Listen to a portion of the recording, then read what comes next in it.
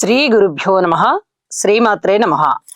మా భక్తి టీవీని ప్రోత్సహిస్తూ ఉన్నటువంటి మా ప్రేక్షకులందరికీ ధన్యవాదాలు తెలియజేస్తూ 11 జనవరి 2026 నుంచి 17 జనవరి 2026 వరకు గల కాలానికి రాశి ఫలితాలు ఎలా ఉన్నాయో తెలియజెప్పుకుందాము. ముందుగా గ్రహస్థితులు. వక్రించినటువంటి గురువుగారు మిథున రాశిలో, సింహరాశిలో కేతువు, తులారాశిలో చంద్రుడు, అలాగే ధనస్సు రాశిలో రవి, బుధ, శుక్ర, కుజ, కుంభరాశిలో రాహువు, మీనరాశిలో శనిగారు. ఇక వారాంతానికి వచ్చేటప్పటికి 4 గ్రహాలు ఒక్కసారే మారి ఉన్నాయి. శుక్ర, కుజ, రవి, బుధ ఈ 4 గ్రహాలు కూడా ధనస్సు రాశి నుంచి మకర రాశిలోకి వెళ్ళాయి. చంద్రుడు తులారాశి నుంచి ధనస్సు రాశిలోకి వచ్చున్నారు. ఇక గ్రహ సమ్మేళనాల విశేషాంశాలు ఏమిటి అంటే, రవి బుధుల యొక్క కలయిక చాలా అద్భుతమైన కలయిక. ఇది బుధ ఆదిత్య యోగానికి ప్రతీక. బుధ ఆదిత్యులు ఇద్దరు కలిశారు కాబట్టి చాలా అద్భుతమైన యోగం అనే చెప్పాలి. ప్రతి రాశి వారికి కూడా ఏదో ఒక మంచి చేస్తారు. అలాగే శుక్ర కుజుల యొక్క కలయిక కొంచెం కోరికలు ఎక్కువగా ఉండడానికి, ఏదైనా సరే వీళ్ళకి అంబిషన్స్ చాలా ఎక్కువగా ఉంటాయి. చూసిన ప్రతిదీ కూడా సాధించాలి, మనకు కూడా ఇలా కావాలి అనుకునేటటువంటి లక్షణం ఉంటుంది. అలాగే కొంచెం స్త్రీల మీద కూడా ఎక్కువగా స్నేహభావం ఉంటుంది. ఆ స్నేహభావం ఏ విధంగా అయినా ఉండొచ్చు. కేవలం స్నేహానికి పరిమితం అవ్వచ్చు, లేదా వివాహేతర సంబంధాలకి కూడా దారి తీయవచ్చు. అది మిగతా గ్రహస్థితుల ఆధారాన్ని బట్టి, దృష్టుల ఆధారాన్ని బట్టి కూడా ఉంటుంది. ఇక్కడ శనిగారి దృష్టి కూడా ఉంది కాబట్టి కొంచెం జాగ్రత్తగా ఉండాలి స్త్రీల విషయంలో అని చెప్పి తెలియజేస్తున్నాను. అలాగే ఈ రవి శుక్రులు శుక్ర మూఢమిని తెలియజేస్తున్నారు. అలాగే శుక్ర బుధులు ఒక సున్నితమైనటువంటి మనస్తత్వాన్ని తెలియజేస్తున్నారు. బుధ కుజులు ఎలక్ట్రికల్ అండ్ ఎలక్ట్రానిక్స్ వస్తువుల పైన ఎక్కువ మక్కువని తెలియజేస్తూ ఉన్నారు. అలాగే ఈ ఐటీ రంగానికి సంబంధించి కూడా ఆ విద్య, ఆ వృత్తి వాటిట్లలో కాస్త నిపుణతని పెంచే విధంగా ఉంటుంది. ఇవి ఈ గ్రహ స్థితులు ఇలా ఉండగా ఎవరెవరికి ఎలా ఉంటాయి ఈ ఫలితాలు అనేది మనము ఆ రాసుల్లోకి వచ్చినప్పుడు తెలియచెప్పుకుందాము. ఇక దృష్టుల విషయానికి వచ్చినట్టయితే గురుగారి యొక్క దృష్టి ధనస్సు రాశి మీద సప్తమ దృష్టి పడుతూ, ఈ గ్రహాలు 4 మీద గురుగారి యొక్క దృష్టి పడుతూ ధనయోగాల్ని ఇస్తున్నాయి. అలాగే విద్యా సంపదని పెంచుతున్నాయి, జ్ఞానాన్ని పెంచుతున్నాయి, పని సామర్థ్యం, ఉద్యోగ జీవితంలో చాలా చాలా మంచిగా చాలా బాగా చేస్తున్నారు అనేటటువంటి ఆ విధి నిర్వహణని సూచిస్తూ ఉంటుంది.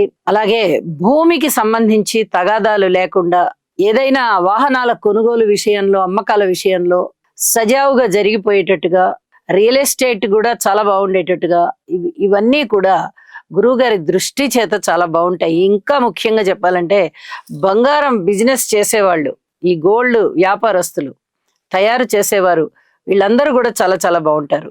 ఇక శనిగారి యొక్క దృష్టి కూడా దశమ దృష్టి ఇదే ధనస్సు రాశి మీద పడుతూ ఉన్న కారణం చేత వాహన ప్రమాదాలు కానీ, హృద్రోగాలు కానీ, అలాగే ఏదైనా కొనుగోలు అమ్మకాల విషయంలో ఇబ్బందులు కానీ, వివాహేతర సంబంధాల విషయంలో కాస్త గొడవలు అవడం కానీ, అలాగే వివాహేతర సంబంధాలు ఏర్పడడం కానీ, స్నేహానికి అన్యాయం జరగడం కానీ, ఇలాంటివన్నీ కూడా ఉండే అవకాశాలు ఉన్నాయి. అలాగే గురువు గారి యొక్క నవమ దృష్టి రాహు మీద పడుతోంది. ఇది నాస్తిక భావాల్ని తగ్గించేస్తుంది. ఇది చెప్పదగినటువంటి సూచనగా తెలియజేస్తూ ఉన్నాను. ఇక గ్రహాల యొక్క విశేషాంశాలు ఇప్పుడు చెప్పుకున్నాము. రాశుల యొక్క వివరణలోకి వెళ్దాము. కుంభరాశి వారికి చెప్పదగ్గ సూచనల కన్నా చెప్పుకోతగినటువంటి అదృష్టం మిన్నంటుతోంది అని చెప్పాలి. అదృష్టమా అన్నట్టుగా ఉంది. ఏలినాటి శని జరుగుతూ ఉన్నప్పటికీ కూడా గురుబలం చాలా బాగున్న విశేషమైన కారణం చేత, లాభస్థానంలో 4 గ్రహాల యొక్క విశేష సంచారం చేత 5 గ్రహాల యొక్క ఉనికి చాలా చాలా బాగుంది అని చెప్పాలి. వీరికి మృష్టాన్న భోజనాలు ఉంటాయి, వినోద కాలక్షేపాలు ఉంటాయి, అలాగే భక్తి బాగా పెరుగుతోంది. ఆధ్యాత్మిక చింతన బాగా పెరుగుతోంది, దైవ బలం పెరిగిందా అన్నట్టుగా వీరు చేసే చాలా పనులకి దైవం ఆశీస్సులు ఇస్తూ ఉన్నారు.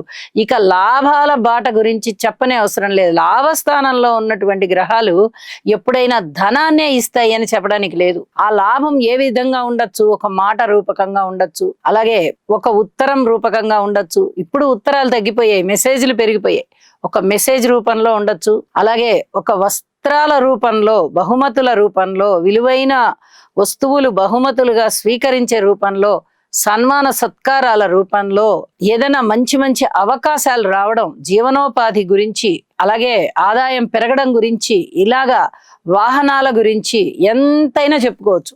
లాభస్థానంలో 4 గ్రహాలంటే మాటలండి. ఎన్ని రకాలుగానో అభివృద్ధి అనేది ఇక్కడ తటస్థిస్తుంది. ఇది తథ్యం. ఏలినాటి శని జరుగుతూ ఉన్నప్పటికీ కూడా గురుబలం చాలా చాలా బాగుంది. ఏమి కావాలి ఇంకా? లాభస్థానం చాలా అద్భుతంగా పరిడవిల్లుతోంది. మీరు ఇప్పటి వరకు ఏమైనా కష్టాలు పడ్డారా అంటే వాటిని మర్చిపోతారు. అలాగే ఇక భవిష్యత్తులో ఏమన్నా కష్టం ఉందా అంటే అసలు ఊహించను కూడా ఊహించలేరు. ఇది బ్రహ్మాండంగా జరిగిపోతుందని మనకి ఈ అంశం చాలా బాగుంటుంది అనుకుంటారు. అటువంటి పరిస్థితి. అయితే జాగ్రత్తల అంశాలు ఏమిటి అంటే, వివాహేతర సంబంధాలు కొన్ని జాగ్రత్తలు తీసుకోవాలి. ఒకటి చాలా ముఖ్యంగా చెప్పదగిన సూచన, కోర్టు కేసులు కొన్ని జాగ్రత్తగా ఉండాలి, వాయిదా వేసుకోండి. ఇక మిగతా అన్ని విషయాలు, కుటుంబమా బాగుంటుంది, అన్నదమ్ముల సహాయ సహకారాలు బాగుంటాయి, మాతృవర్గ రీత్యా బాగుంటుంది, సంతాన రీత్యా బాగుంటుంది, దైవబలం రీత్యా బాగుంటుంది, దైవం గురించిన స్తోత్ర పారాయణాల సాధనా మార్గం బాగుంటుంది, రుణభారాలు కాస్త తగ్గే విధంగా ఉంటున్నాయి, భార్యాభర్తల అనుబంధం రీత్యా కాస్త మనస్తాపం ఉన్నప్పటికీ కూడా ఇప్పుడు అది కొంచెం సంయమనంతో ఉంటారు ఇద్దరు కూడా. ఉద్యోగ జీవితం కూడా బాగుంటుంది. అన్ని విధాలా బాగున్నారు మీరు. ఇక వేరే ఏమీ ఆలోచన చెయ్యొద్దు, అంత బాగుంది. కార్మికులు, కర్షకులు, నేత పనివారు, చేతి వృత్తుల వారు, ఇత్యాది వారు కూడా బాగున్నారు. ఇక వారాంతంలోకి వెళ్ళేటప్పటికి వ్యయస్థానంలోకి 4 గ్రహాలు వచ్చేసాయి. శుక్రాచార్యుల వారి యొక్క స్థితి విలువైన బహుమతులని అందుకునేటట్టుగా, అలాగే భద్రం చేసుకునేటట్టుగా ఉంది. కాబట్టి ఈ విషయంలో జాగ్రత్త తీసుకోండి. మిగతా అన్ని విషయాలు వార ప్రారంభంలో కూడా చాలా చాలా బాగున్న కారణం చేత మీ దశ తిరిగింది అనే చెప్పచ్చు.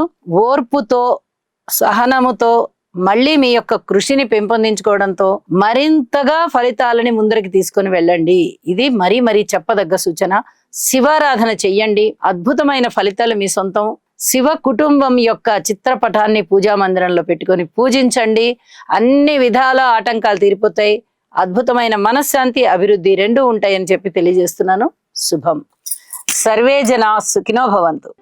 ఈ రాశివారు నవగ్రహ ధ్యాన శ్లోకం అయినటువంటి ఆదిత్యాయ చ సోమాయ మంగళాయ బుధాయ చ గురు శుక్ర శనిభ్యశ్చ రాహవే కేతవే నమః అనే మంత్రాన్ని ప్రతినిత్యము పఠించడం ద్వారా లేదా వినడం ద్వారా మీకు మరింత మేలు జరుగుతుంది. అలాగే మీ మనస్సంకల్పం ఏదైతే ఉందో అది సిద్ధించే అవకాశం ఉన్నది.